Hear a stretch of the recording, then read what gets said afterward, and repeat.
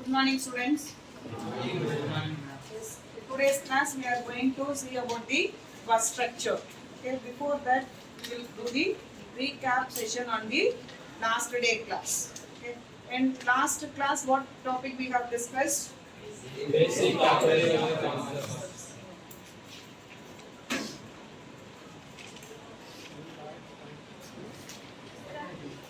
இதில் வந்து மெமரிக்கும் ப்ராசஸருக்கும் நடுவில் என்ன நடக்குதுங்கிறத பற்றி பார்த்தோம். ஃபர்ஸ்ட் வந்து பிசி ப்ரோக்ராம் கண்ட்ரோல் வந்து இந்த ப்ராசஸ் வந்து இனிஷியேட் பண்ணுது.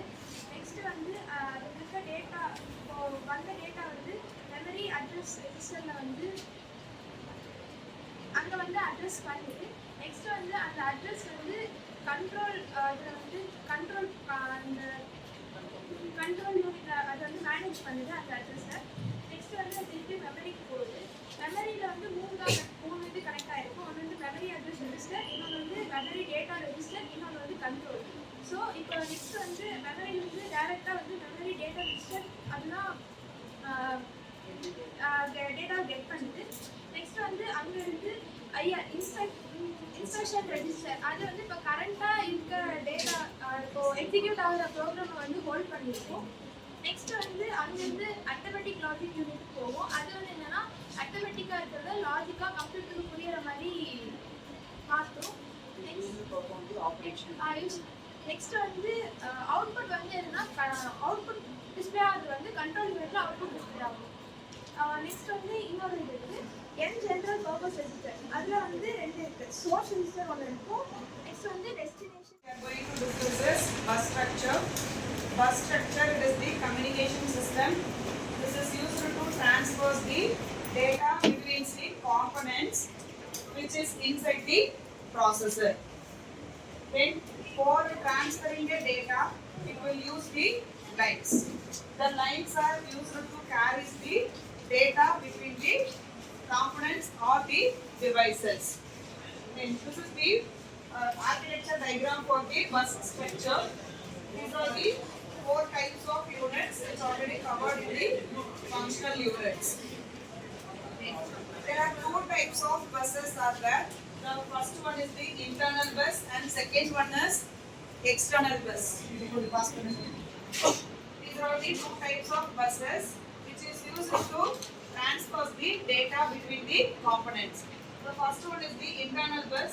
The internal bus which is used to connect the components which are kept in the motherboard. Okay. Then next one is the external bus. External bus which is used to connect the processor CPU with the monitor, keyboards, okay, then mouses, etc. The wires which we can able to see, what is called as the external bus. The internal bus, it is also called as system bus. The system bus, it is used to provide the communication between the major components inside the motherboard. Then the system bus is divided into three types: address bus, data bus, and the control bus.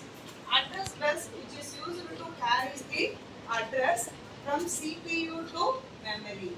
And after fetching the data, it will perform the operation and it will send the result to the I/O devices.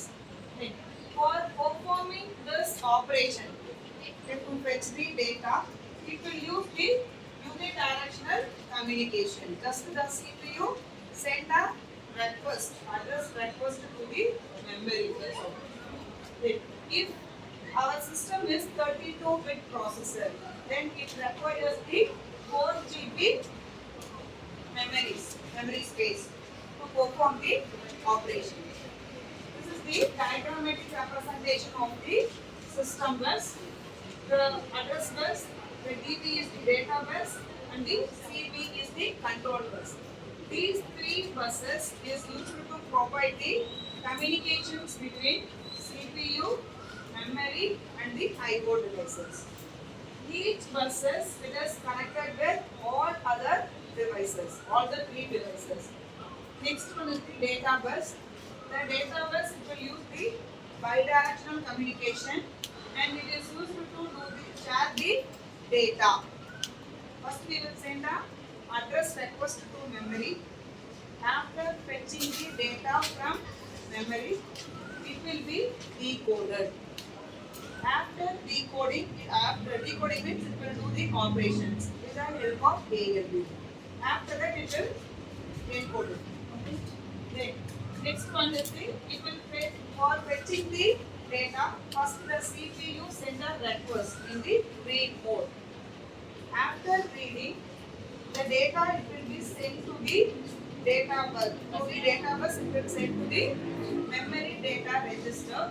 The memory data register, it will use the general purpose registers to perform the operations with the help of arithmetic and logical unit. After performing, it will use the write operations to write back the result in the memory. The next one bus is control bus. The control bus it will use the timing signals to coordinate the operations which is taken place between the CPU, memory and the I/O devices. Here for transferring the data, it will use the two types of buses, parallel bus and the serial bus. The serial bus is responsible to transfer one bit at a time. And while they are coming with the parallel bus, this bus is responsible to transfer multiple bits at a time through a single transmission. Bus access அப்படின்னா ஒன்றும் communication system transfer the data between components. Bus அப்படின்னா group of lines containing data.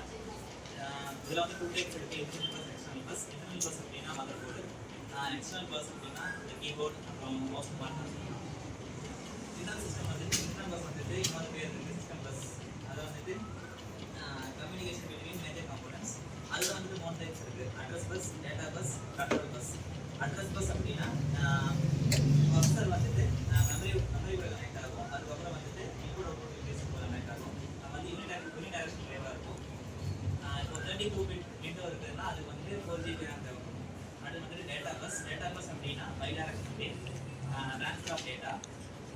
CPU வந்துட்டு first memory கூட connect இருக்கும் through flow buses.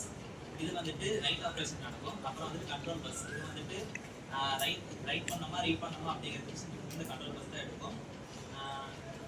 இதில் வந்துட்டு 2 types இருக்குது, parallel, serious. Parallel அப்படின்னா ஒரே டைமில் 2-3 ஆப்ரேஷன் இருக்குது. சீரியல்லாம் வந்துட்டு 1 ஆக்ஷன் அட் டைம்.